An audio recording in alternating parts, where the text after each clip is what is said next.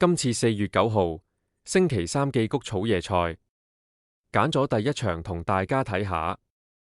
睇咗今期報紙寄扶機同零簽，今期先揀咗呢隻半冷門做膽，而家獨贏都有10倍左右，加埋個冷騎師，應該會有啲分頭，希望大家都可以先食得出頭糊。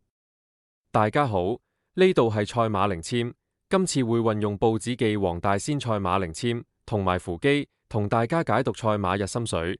而家馬上同大家睇睇第一場。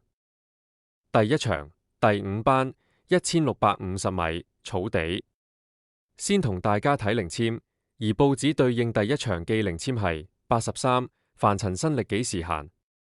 純粹睇零簽呢句，寄塵係凡世間寄就係人，世事萬物堆積如山，營營役役。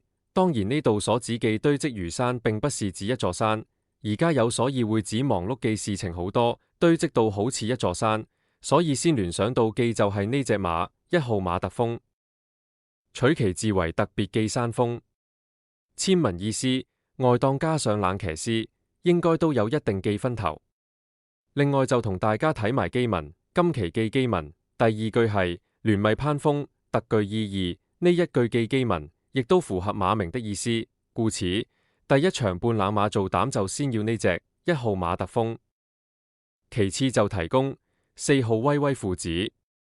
簽文當中有錢的人又擔心子女不成才，子女相對寄就係自己寄父母，故此亦都符合馬名當中父子寄意思。今期寄基文第1句威水父子創造歷史，能夠一同創歷史，故此呢一句我亦都覺得4號馬係合適。所以第2隻寄心水就係4號威威父子。最後一隻提寄心水就係7號傳承者。簽文凡塵生力幾時閒，意指人寄塵係凡世間相當忙碌，而這字就係人或者事物寄代稱。